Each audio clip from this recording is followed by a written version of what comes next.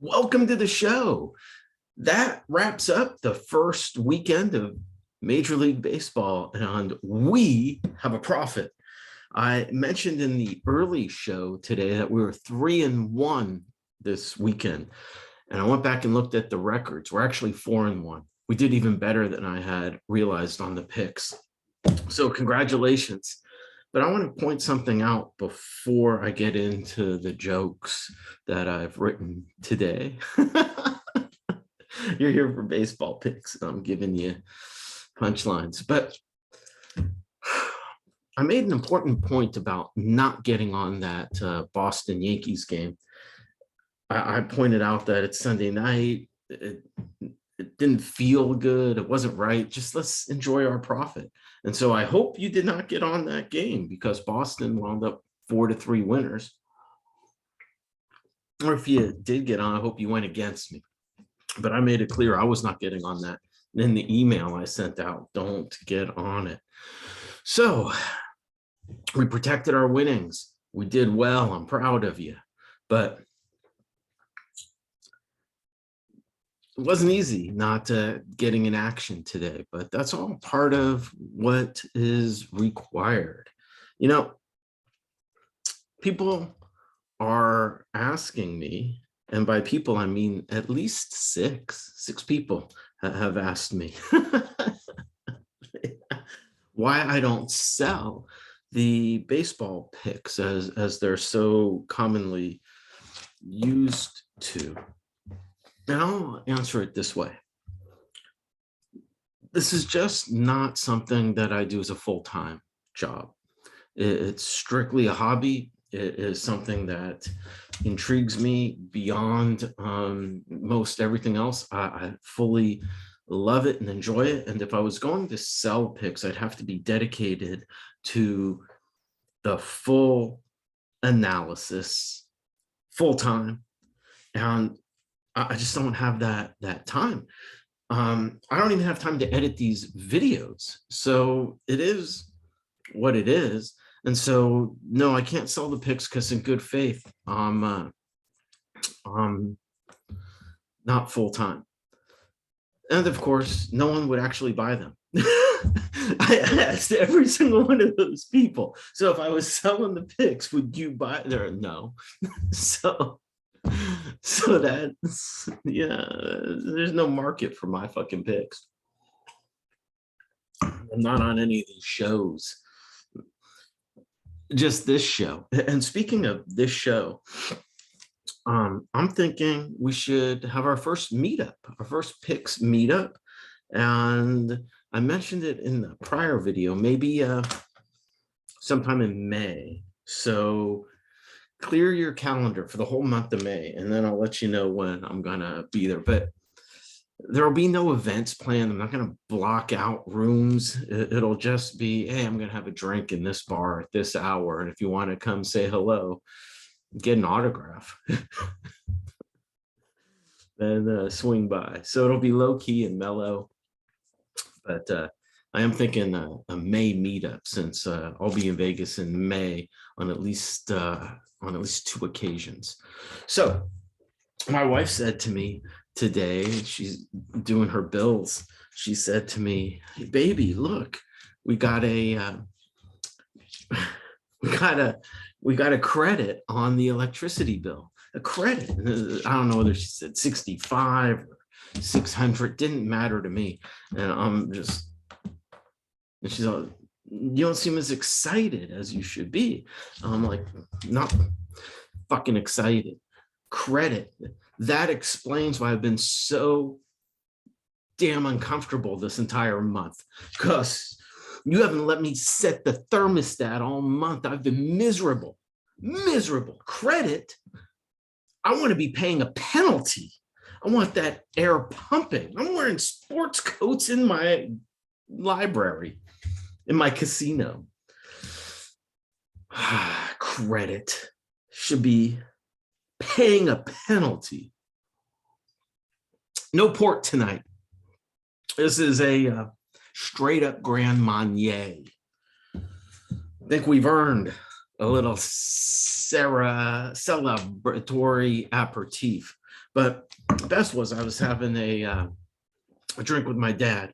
We were drinking a drink I invented called the Zelensky in honor of the Ukrainian president. And maybe one show I'll talk about that, but in his honor, we're drinking the Zelenskys tonight. And he says, your throws have been atrocious when you're practicing craps in your show. I'm like, do you even watch the show?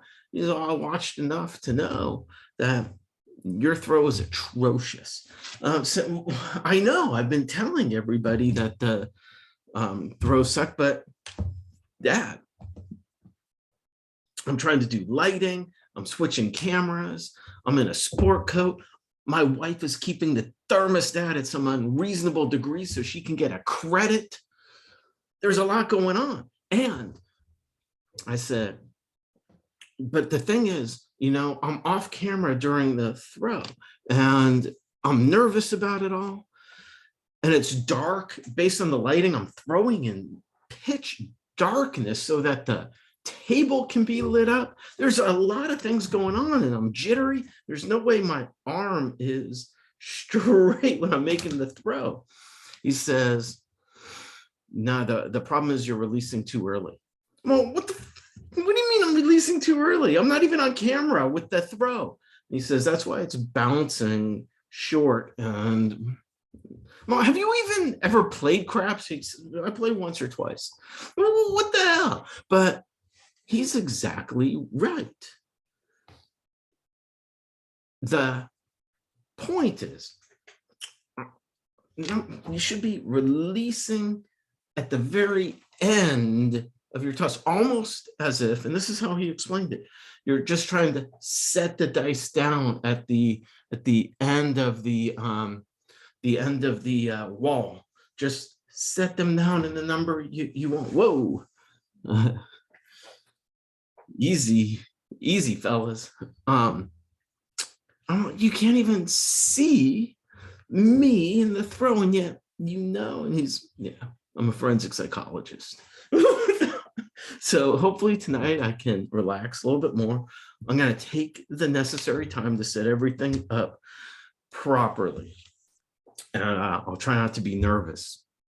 And I was so nervous in the other show, I got the numbers wrong for the all tall, all small, and all or nothing. I was off by $1. I forgot the casino's cut.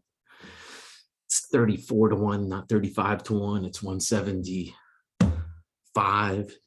not 176. Forgive me. So I'm only at 22,867 steps so far tonight. I got to get a lot more. And so here's your walking, stepping collection tip for the night.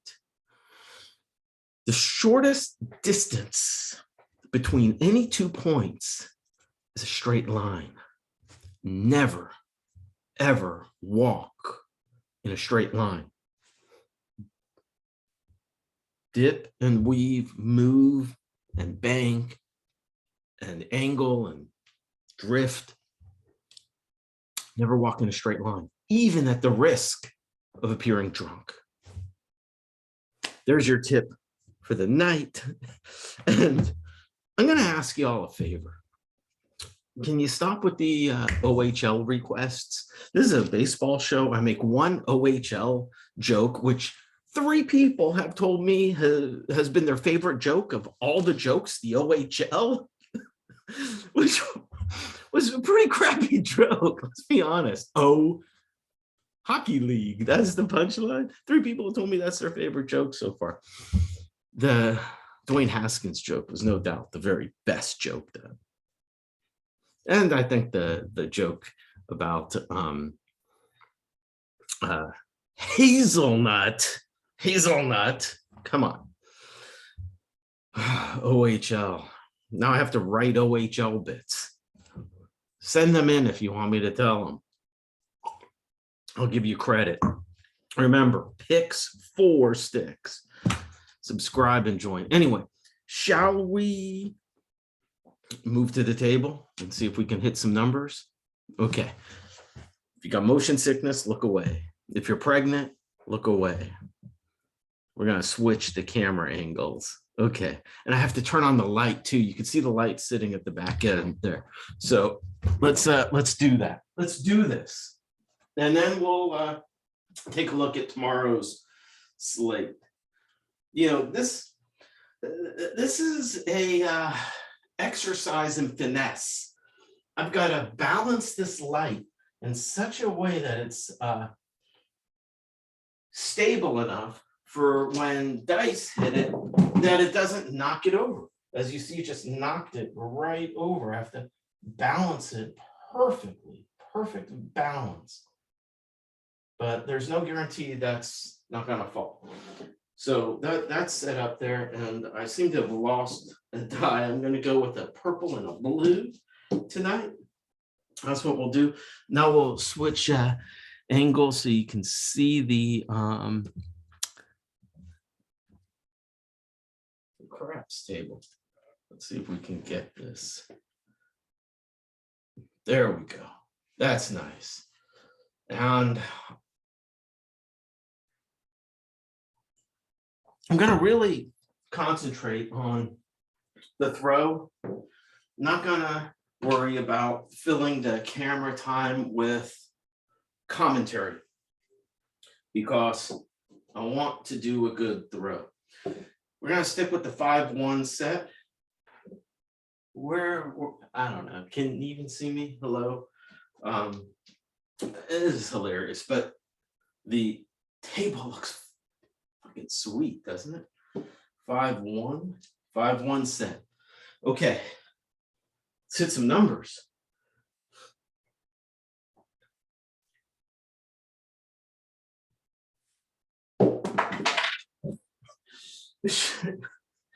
We can't throw the dice off the table. I've gotten worse. It's unbelievable. Why would I be so nervous about this? It's so weird. It's just dark where I'm throwing from. I got to get some light back in over in this area. Let's start over. Deep breath. Okay. Let's do this like professionals. That was nice.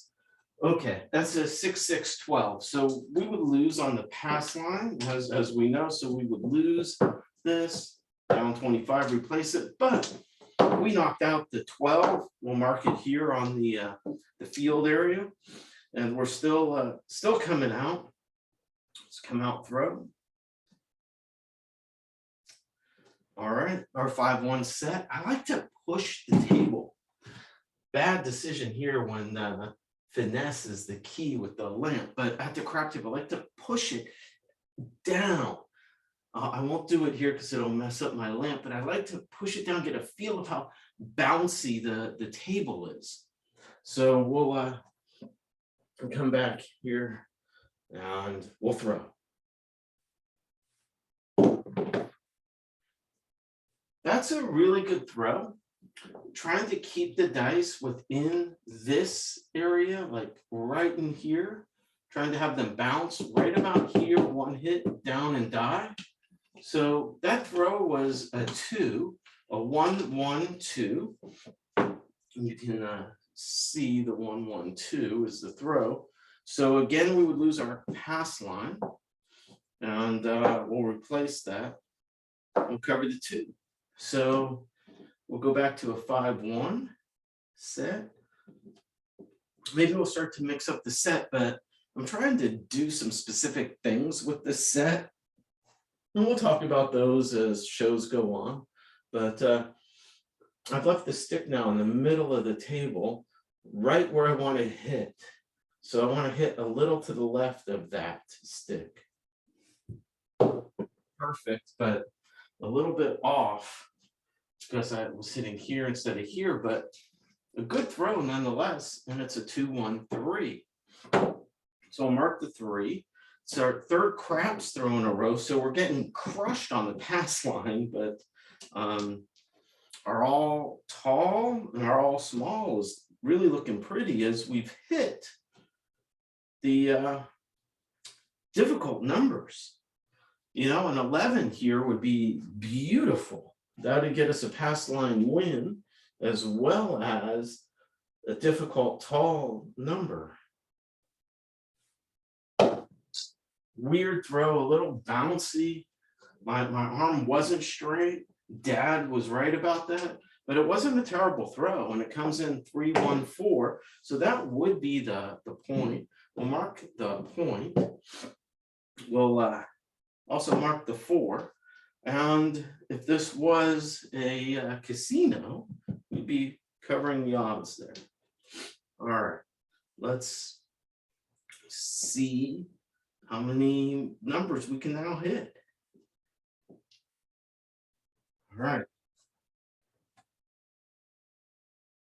Stick left 1 is where I'm positioned. It's a great throw. You see how it bounced right in the landing zone? Hit in both dice. Look, exactly the separation between the two. Can you see where they are? I'm going to show this because this is my very best throw. They are both so perfectly spaced. It's true. I can just get this light. It's a 3-1-4. I don't know if I called the 4. Field 4 fever. So we'll mark the 4, and that's a repeater. So that would pay us, and we'd have decisions to make about that pay. But that's our first paid throw. What do you do? Start thinking about what decisions you would be making when you hit a number. There we go. Hit that landing zone. Whoa, too high, too weird, too far. That was a horrible throw, a 5-2-7. I held on to them too long and destroyed the entire throw. What my dad was making was you want to release them right here. I held on to them and released them about here. They went high, they went off axis, and they landed terribly. At least we got paid on the 4, which is 2-1 odds. But clearly I need a lot more practice. So I'll come back, change the camera view. Whoa, that's a bad camera view by turning it off. Let's I probably should just turn off the practice sessions. But anyway, let me get that spotlight off of our brains. And I'll show you what I did wrong on that last throw a little bit more up close. So the plan is, if you're looking at the arm, keep it straight. No, I'll stand. You keep it straight, releasing the dice right there. On that last throw, I released them right there. Do you see the difference from there to there? That little distance. Hook the dice a little to the left. They went a little higher, well, to the right, a little higher to the right, sending them off axis, making the throw totally random. So there's no surprise that it would come in as a 5-2. Well, there you have it. That's where we're at. But tomorrow, look at this slate. We got 1, 2, 3, 4, 5, 6, 7, 8, 9, 10, 11. We got a 12-game slate starting at 11:10 in the morning, going with the first pitch in San Francisco at 6:45 at night. So teams are now throwing their number 4s, number 5s. I don't see anybody who's back on a number 1. So you got some teams traveling, throwing number 5s, and you've got some teams that probably had rested some guys today, although it was the first Sunday. That really just shouldn't make a difference in the handicapping at all. But Cleveland scored a month's worth of runs today. and they get Savale. I think that's how you pronounce his name tomorrow. And he's no number 5. The kid interests me. Oh, did you see my Canes? Crushed Virginia today. Oh man, I almost gave out that pick today, but I was trying to take the day off. But we're number 8 in the country, and Virginia's number 3, and we just swept them. The first game was close, second game was closer, and today we were up 6-2, and then didn't take our feet off the gas pedal. And yes, I say feet because it was 2 feet pushed all the way down on that pedal, and beat them like 15-4, I think 15-6.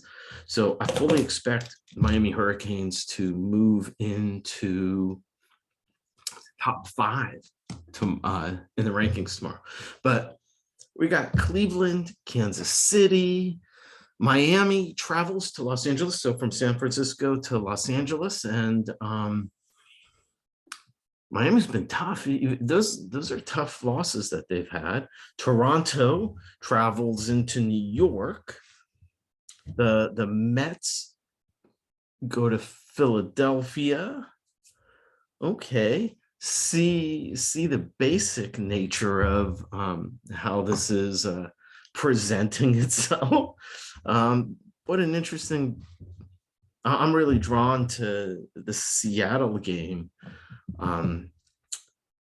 They're playing a 4th game of the series on a Monday. You don't see that very often. Lexon against Bundy. This is maybe a make or break year for Bundy. But he made the Twins team. Colorado travels to Texas. Gomber against Hearn. Boston travels overnight tonight to Detroit. So they get their win in New York, and now they fly to Detroit overnight. Walk against Manning. So I'm honing in on those games. Tampa Bay travels quite a distance from all the way across the country to Oakland. But I think Oakland is traveling as well, right? They were in Philadelphia, so they travel across country too, back to home. Odd scheduling where Tampa Bay flies across country, but they were home. Interesting. So a lot of work to do overnight tonight, and a lot of things to contemplate and consider. I'm back at school starting tomorrow morning. Ideally, I'd like to have a show in the morning.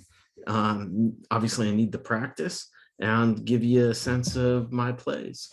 But if you want to be guaranteed of getting the plays, please subscribe to the email at picks4sticks@gmail.com, or well, that's the only way you'll get the plays.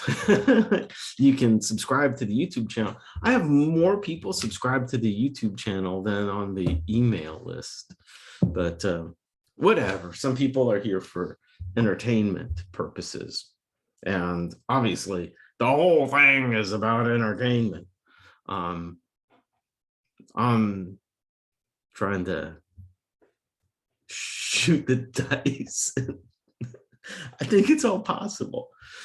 But thank you for joining me on this journey. We'll see you at least tomorrow night, but maybe tomorrow morning as well. Salud.